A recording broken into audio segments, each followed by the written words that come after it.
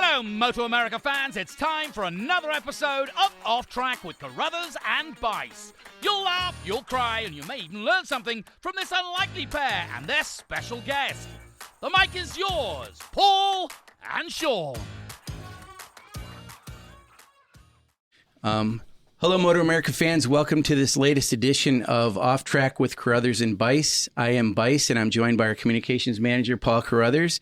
And we have the rare pleasure of speaking on this podcast. We talk to him all the time, but on this podcast, we do it yearly. Yeah, we do. We did it last year with our chief operating officer, Chuck Aksland, who we did talk to about the schedule last time, and it's schedule time. So we're gonna talk to Chuck. But before we do that, I want to mention again, we're at New Jersey Motorsports Park.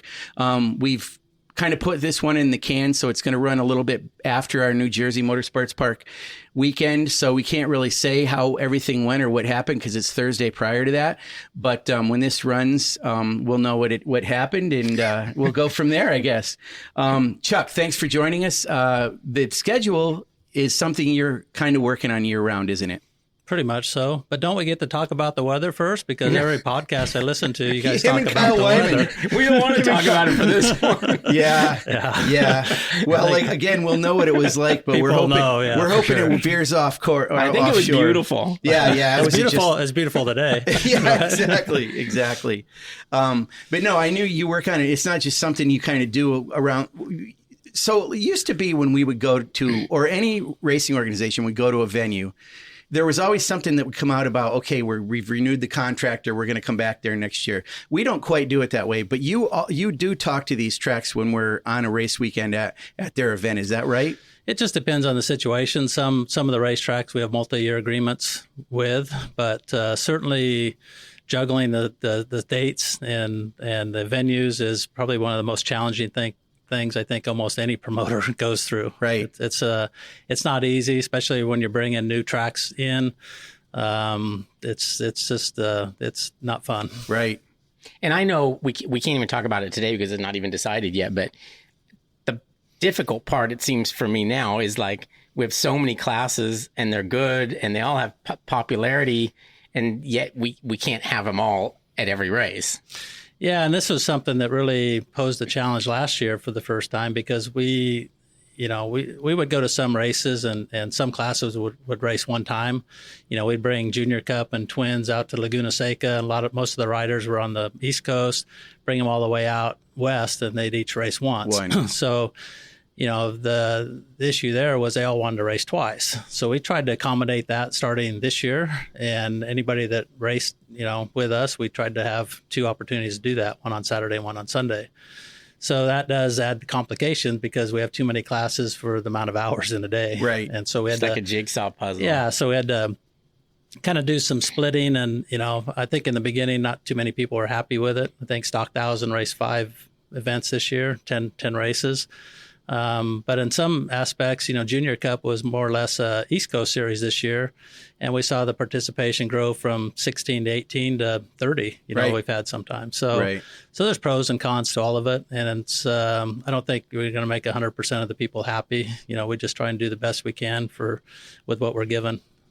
It feels like from our point of view, what we do with the press conferences and media and everything is 5 classes on a race weekend seems to be a pretty good sweet spot in terms of what we do. So obviously we have more classes than 5, but 5 seems to work pretty well most of the time. Would you agree? Yeah, I would agree with that, because if you try and we've done it in the past, we've had 6 and sometimes 7, I think, even. Yeah. But then to me, it interferes with the fan activities you have going on at the track. We're getting a lot of people that come out for parade laps and for the autograph sessions. And, we have a lot of things to do now at the races, the kids' carnivals and stunt shows. And so if you just have 100% racing on track all the time, there's not the opportunity for people to get up and go, visit the other things. So yeah, 5 is a good spot. Everybody gets a break during the day.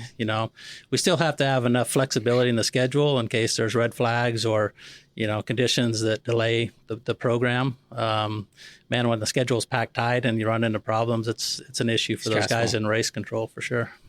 I think this MotoAmerica is a little bit of this idea, give the people what they want. And I know we respond to what the fans like and want. And we've done that with classes we've had. But let's talk about a track that since MotoAmerica started in 2015, everybody every year is like, what about Mid-Ohio? What about Mid-Ohio? Well, we're going back to Mid-Ohio. And you tell us the process behind that. I believe you visited the track after Pittsburgh. Yeah, that I think Paul on our weekly calls, he summed it up best. It's going to be interesting to put out a calendar, and the question's not going to be how come we're not going to Mid-Ohio. Right. It's going to be the first time ever. But the biggest hindrance for us going back was obviously the condition of the racetrack and not being able to race in the wet.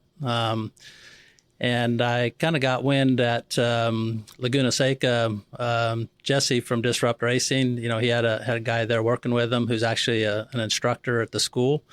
And he said, hey, they might be making some improvements, so you should start talking to them. So, being that is a fan favorite, I got in touch with him after Laguna. And we went and looked on the Monday after Pittsburgh and got a good idea of the plans. And it was interesting because we took Jason Prigmore and Chris Ulrich along with myself and Dan Argano. And one of the biggest issues as well was the guardrail, yes. Being too close to Thunder Alley and a couple other places. But it's funny, Jason and Chris are kind of looking and they're like, I don't remember it like that. And then come to find out they moved that guardrail probably 7-8 years ago. Wow. And but still the hindrance was the condition of the racetrack, and they're making some improvements to that, and which is going to allow us to go back.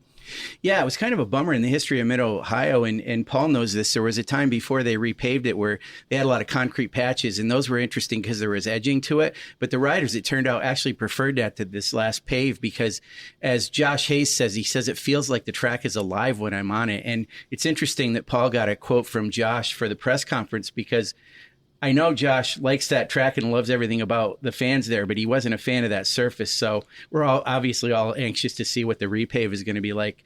When is the repave supposed to be done? Do you know?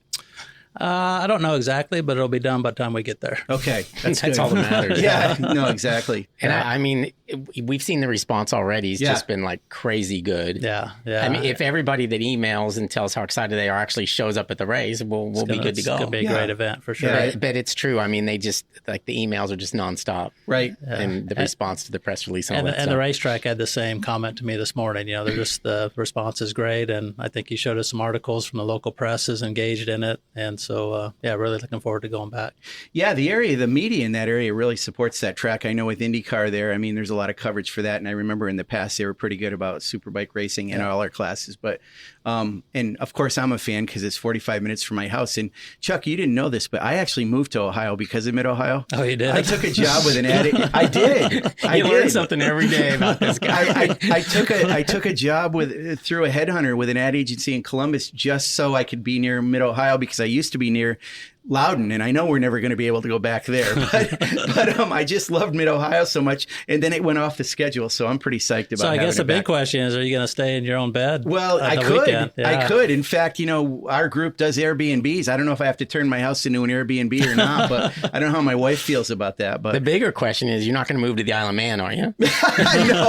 No, I don't think I'll do that. I don't know. And we won't be racing at the Isle of Man. Yeah, that's right. But of course, that Mid-Ohio is a big deal. As far as the schedule goes, and we haven't seen it yet. I think Paul has seen it. Are there any other surprises? Let me ask you: Is VIR on the schedule? No, VIR is not on the schedule. We tried. There's date conflicts, and we couldn't make it happen. That's something that comes up every year with Kerrigan, and we have that discussion, but we just can't land on a date. That's just part of the whole jigsaw. Once they put something else on our date last year, which prohibited us from going back, or this year, I guess. It's just hard to find the right slot to fit into all of our other, events. Mm-hmm. So we'll keep working on that and see what the future brings. The event that's not going to be a part of the schedule next year is Pit Race, and which is unfortunate. Yeah. We like going there. Yes. I'm not going to say we'll never go back there. I hope we can make some arrangements to get back at some point, but it's just not going to work out for next year. And it doesn't have to do with when we got Pittsburgh, it was like the Mid-Ohio people came over to Pittsburgh, it felt like. And so now we got Mid-Ohio back. That doesn't mean they don't cancel each other out. It's just a different reason for Pittsburgh not on the schedule. A little bit of a different reason that we didn't actually get resolved, but having I think they're within an hour and a half of each other, yes. 2 hours maximum. Yep. And, and kind of where Pittsburgh, actually Mid-Ohio is going to be on the date that Pittsburgh would have been running. So to have those two kind of back to back wouldn't have really made sense. Right. And, but no, it's a great place. We Jim and Kathy that own the place are great people, and hopefully it'll open up for us to go back in the future. People have to remember too, like we're not the only game that's in town that's trying to get racetracks. I mean, there's car racing organizations, there's track days, there's all kinds of stuff. And the pool is pretty limited on, really good racetracks. Well, racetracks only have a certain number of days, and, there are a lot of... That damn winter gets in the way. The winter gets in the way back east anyways, It does, yes. Even in Laguna Seca, winter time gets in the way. But, there's a lot of competition out there for dates. Okay, so we're going to Daytona. Is that a difficult event from your side? I think the first year was difficult from the challenges we had the weather and all that. This year I thought went pretty smooth. We had a lot of controversy in the end with the 200, but it was great racing. And to watch all the bikes, I just love watching them on the bank. Yes. I was watching the 200 the other day actually on TV, and it's Twins Cup class was on MotoAmerica TV. And just happened to catch it, and it's cool. There's everybody in the draft and stuff. So the Speedway, I think that first year they didn't know what to expect from us. We didn't know what to expect from them, but they've been great to work with, and we're good friends of them too. And their goal is to continue to build that event up, and I think had a big improvement this year over the year before with spectators and so forth. So some good momentum, I think, going into next year. So with the addition of Mid-Ohio, mostly the schedule's pretty much the same then, at least as far as where we go. Pretty much. Brainerd's going to stay on the schedule, and that's actually going to follow Road America. So it'll be a little bit, it won't be in August, I guess, is when we ran this year. It'll be in June, which according to the track is a better time of year actually up there. Smaller mosquitoes. Yeah. They don't have as long to grow, much time to grow. So the rest of it's pretty much the same. We'll be ending the year back here in New Jersey about a week later than now, I believe. We'll go back to COTA. So the last three races of the season will be Mid-Ohio, Circuit of the Americas, and here at New Jersey. Okay, well, that answers a question for me, because I was going to ask about Circuit of the Americas, whether we were going to do another standalone or we're going to go with MotoGP. We did the standalone this past couple weeks ago. Heat was a factor, obviously. I'm sure it affected a little bit of the attendance, but you saw enough to say, well, let's do another standalone next year. No, for sure. If you want to kind of compare events, although it didn't look like it, you could almost compare COTA to Road Atlanta.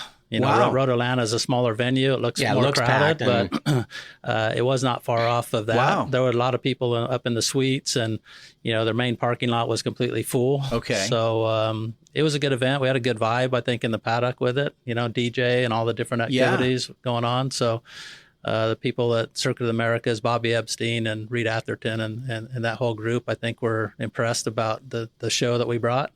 And I'm excited for next year. Yeah, that's good to have that where it is. I think I enjoyed it being separate, and it's not that I have anything against MotoGP. It's just nice to have the facilities to ourselves, and we can go where we want to and do what we want to do, and our fans can do the same. Yeah, and I think we did see some comments from fans that they enjoyed that freedom of walking in the paddock and meeting the riders and all that. So yeah, and that's such a big thing about our series, Chuck, is this idea of the open paddock. Let's talk about that a little bit, because it drives me crazy sometimes with Formula One or these sports where they keep their teams, their drivers away in these ivory towers, and you don't get to see them. And if you do, it's like a big deal. And I guess you spend a lot of money to see them. Yeah, exactly. So it's like you're privileged to be able to do that, and it's a privilege to meet our riders. But if you come to our race, you can see our riders. It's wide open. You can walk through the paddock, and all our riders, to a man and a woman, will sign autographs and do anything they want. That's a real difference about our series, wouldn't you say? Well, I think you're likely to bump into riders, superbike riders and bagger riders. But I think the other good part about that is you could. Most of the canopies are open. So, you're watching the mechanics work on the bikes and getting them prepared for the next session and all of that. So I think that is quite unique. Mm-hmm. At COTA, it was funny because I was in that cooling off area they had like on the way to the media center. Yeah. So Jake Gagne was walking through, obviously, to go to the bathroom. And I watched some little kid like tugging on his dad's shirt, like he couldn't believe like Jake Gagne just walked past him, but that doesn't really happen everywhere. Yeah. It's just... I just love the fact that, we encourage our fans to go up and talk to any of these riders. They're not going to turn you down. They always like to talk to our fans out there because they know it's the fans, you fans, that do it for us. So it's so important to our series, and it's grown every year since 2015. So I think one of the things I think we should be proud of, and some of it's luck and some of it's not, but I mean, there's 7, I wrote about it in the press release that went out this morning. There's 7 championships, and there's a possibility of all 7 of those being won by 7 different manufacturers. That's amazing. I don't know that I've ever seen that. No, that's incredible. Okay, so, we have a spec class in there. Okay, so whatever, but yeah, still, you knew Royal Enfield was going to win their class, yeah, they're right? pretty much a shoo-in for that. But, but the other one, I mean, it's cool. There's like a Yamaha Superbike. There's a Suzuki Stock 1000. There's going to be Harley Davidson baggers. There's Indian. There's So I mean, it's just, when I saw that, I was just like, wow, I don't know that I've ever seen anything like this before. I've never heard of anything like that either, for sure. It speaks to parity for sure. The other thing, I mean, this is a couple weeks after we were at New Jersey. I got to keep that in mind. But as we talk to you, I want to ask you about this. So the previous podcast to this, we had Dallas Daniels on. Of course, he raced in our series and then he went to AFT. He really wanted to get back into road racing, and he's going to want to continue that. And also this weekend, Michaela Moore, who was a champion in Build Train Races, racing in Junior Cup. It's cool that we have riders that come back from other disciplines, and also riders that are moving up from, it's kind of I don't know what you call it, if it's a demonstration class, build train race. I know it's real racing, but she's going to be a professional, if you call it that. I mean, you got to feel good about that we're showing these rungs in the ladder that people are moving into and stepping up. No, and to me, the biggest example of that is Brandon Posh. Wasn't he our first KTM Cup champion or whatever? Now he's a superbike racer. Yeah. So, he didn't follow all the steps exactly, but, guys have that opportunity to go from twins, for Junior Cup to twins to Super Sport on up. So, and it's great to see Michaela, taking that leap in the Junior Cup. And, she's got a great style. She does everything correctly on a motorcycle that you could see. So I'm interested to see how she does. Yeah. Yeah. It's also funny that, I forgot what I was going to say. It was funny. Must have been a lie. No, it's good to see. It's what I was going to say is it's interesting that the paths they choose to take, and the Junior Cup class obviously is where you're going to enter, but then some have gone to Super Sport and some have gone to Twins Cup. The Twins Cup amazes me because it used to be, when we first started, it was like an old guys class. Yeah. And then now it's like evolved into like your young kid coming from Junior Cup class. For sure. Yeah. And it's kind of cool. And the racing's been excellent. It has been good. The other thing I want to ask you about, Chuck, is, of course, recently we had the announcement that Mission King of the Baggers, or King of the Baggers, is going to be in Europe in some way, shape, or form. We don't know what that's going to be yet, but they're going to form their own kind of thing based on that. So we were the prototype for that. Can you talk about the global popularity of Mission King of the Baggers, and personally how you feel about King of the Baggers and where it started and where it is now? That's a loaded question. Yeah, there's a lot to it. There's a lot to it. No, but to take King of the Baggers to Europe, basically we have a relationship with Stuart Higgs from the British Superbike Championship, and we've been asked by some sponsors and the manufacturers, hey, can we take this thing abroad? And it's pretty difficult to try and run a European series from over here, and so we made an agreement with Stuart to really start off with a fact-finding mission. One, the press release did draw, a lot of interest on his side, and he's exploring some different opportunities over there. Whether we have a series next year or one race, or we don't know yet. We try and talk every couple of weeks, but we'll see how that progresses. But certainly somewhere down the road, there'll be a King of the Baggers Europe version. So would it be? It'll be in with British Superbike then somehow? Not necessarily. Okay. Before we did the agreement with him, I reached out to a couple of promoters, Claude Mitchie, who does the French Grand Prix, Lee Van Dam, who promotes Assen, a MotoGP race. They all have different types of events, other than just MotoGP at their circuits. And so, there was some interest from those guys, to put it with, I think Claude Mitchie promotes Spa, the 24-hour.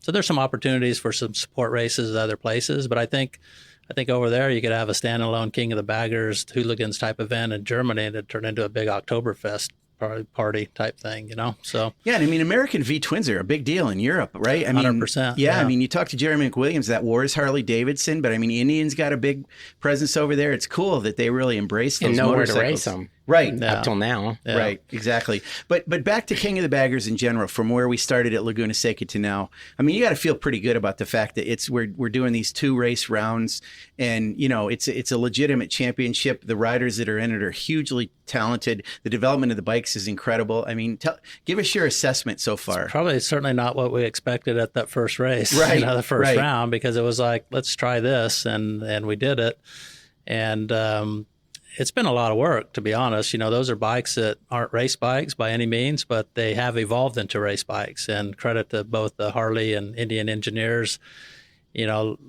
Last year we kind of set a target for them as, hey, we can't have these things blowing up. We have to have availability of the parts so dealerships could, build teams up and build these bikes. And so we come up with a rules package to go into effect this year. And we actually tried to bring back, detune them a little bit, put some rev limiters on them. And, it was our surprise. Probably the biggest surprise of the year is when they turned up to Daytona and they were going 10 mile an hour faster with all these restrictions we thought we'd put into place. So it just shows where, they're still taking it to the next level. Yeah. And I've told both manufacturers, I hope you don't go another 10 because they're going to be doing 190 miles an hour at Daytona. It's pretty sketchy. It's crazy. But no, they're... it's clearly a fan favorite. It's very popular. It's got a good packet of riders in there. It's championships coming down. It's 3 guys that could, any one of them could take it. Second year in a row, right? Last year was winner take all. 3 different personalities for sure. Yeah. And I said Indian and Harley, both of them have done a great job to try and keep the reliability there, but also try and spread it out so there could be more teams in the future. Well, speaking of more teams, we see this comment sometimes. This is an American big twin Harley Davidson versus Indian rivalry, and that's what the series is all about. We occasionally get people say stuff like, "What about the BMW? What about the Yamaha or the Honda?" What about that? I mean, would it affect the purity of this American thing that we've got going? Or have you entertained the idea? We've talked about it a little bit, but that's kind of the debate, right? I mean, if you had a Honda V-twin go out and beat Harley and Indian, what would that turn the whole thing into? Right. We don't know if that'd be a good thing or a bad thing or what. Right. I guess that's a wait and see, I say if it ain't broke, don't fix it. Right. Yeah. I mean, it is kind of fun with the V twins, especially that Coda going down the front straightaway, just the sound they make. So yes. I think it needs to stay a V twin type category, but that's one for debate. I don't know. I don't have the answer to that. As far as the idea of it going in Europe, is that kind of a mandate from their formula of King of the Baggers? Is it American? Is it Indian versus Harley Davidson there too? Well, it's our decision at the end of the day. Okay. And basically they would use our rule book and implement what we do here. So I think that's what would be the appeal there, more so than even here. Right. Because they just love anything American. And those big V twins, nothing's more American than a bagger. Right. Right. So I think that, that's really where the appeal would lie. Yeah, for sure. For sure. And we've talked about this before, Chuck. I am unabashed in my love of Twins Cup. I love it. I loved it from the beginning, but I certainly love it now. I love the tuner side of it. I like the fact that a lot of riders have been involved in it. And we mentioned it seems to be a step up from Junior Cup if they don't want to go directly to Super Sport. It's pretty viable. They have a good number of entries. It seems like that one's off and running and doing okay, right? Yeah, I would agree with that. From where it started, I think this is the 4th year or something, or 5th year. Yeah. But I remember the first race, at Road Atlanta, there were like 8 entries, and Wayne's going, "What are you doing?" Well, it was Chuck's idea. Yeah. He lost 5 pounds in sweat just watching 8 guys go around. Yeah. Well, then it got hugely popular, and then it was Wayne's idea. And I gained all my weight back. I think it's a great class. It's a good stepping stone, like you said. It's super competitive, and there's manufacturer interest in it, both Yamaha and Aprilia, and we hear. There are a couple other manufacturers that want to join the fray, so we'll be working over the winter to see if we can make something happen there. Wow, good. Yeah, it seems like it's, I don't know, chicken or the egg, but there are more manufacturers that are creating these twin-cylinder middleweight bikes. And even some of the other doesn't BSB have or they're going to have a Twins Cup? I think they're starting one next year. They're starting one. Yeah, next year. So it's proliferating all around, and we kind of did proof of concept on that, like we have with Mission King of the Baggers too. Yep. So, Super Sport. How are you feeling about the balancing that's been going on with that? It seems like it's been pretty good. I mean, Xavi Flores this year, I know he went on that 8-race win streak, but it wasn't easy for him, and he's a world-class rider. So what do you think? Sometimes you judge if we're doing the right thing when everybody complains about it. So everybody, no matter what bike they're running, they complain that their bike's at a disadvantage. But to me, on paper, they look. I know where they are on the torque curves and RPMs and all of that, and they're all right there together. Right. So, I do think some racetracks suit some bikes, more than others, and we've seen that a couple times this year. But I'm happy with where it's at. At COTA, Nolan Lampkin clinched the Superbike Cup, and we're in hindsight now because it's after. He was presented with his $25,000 check, I believe it is, for first. It'll be presented here. Yeah, presented here, but I'm saying we were recording this before. Because we're 2 weeks ago. But yes, it's going to be presented here. It's back to the future. We're in the past. And part of it is we didn't know who the third place winner was going to be. I think that's still to be determined this weekend after, even though we're after the fact. Yeah, this future, past, present. So what's the status of Superbike Cup? Is it going to exist in 2024? Yeah, we don't have any plans to change it. Okay. I think it's a good formula. There's not as many participants in it as, there were last year, I don't think, but we still want to have that as an avenue where stock 1,000 guys could get a taste of Superbike, and they're not just out there, spinning their wheels and burning up rubber. They have, they have some incentive. So, but it's okay if there's less of them because they went full Superbike. Because that would be the idea. 100%. Yeah. So if you just had 3 or 4 or 5, get them involved in a Superbike class, and hopefully they enjoy that and see it as a path forward.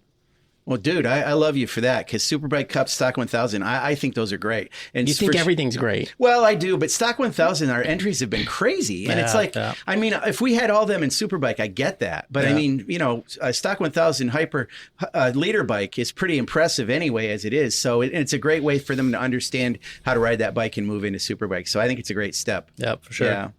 So I think we've run out of time. Chuck, it went fast with us, but let's do this again next year. I'm available during the season too. So. Oh, okay, there you go. 5 times a year. Yeah, exactly. All right, well, there you go. Thanks for joining us. The schedule, I think, may have been out by now, or will be out around this time. We had a good time at New Jersey. Everything was fantastic. It may have rained, I don't know, but anyway, it's good to have you fans on and keep watching us. Off Track with Carruthers and Bice. Thank you. Thanks, guys.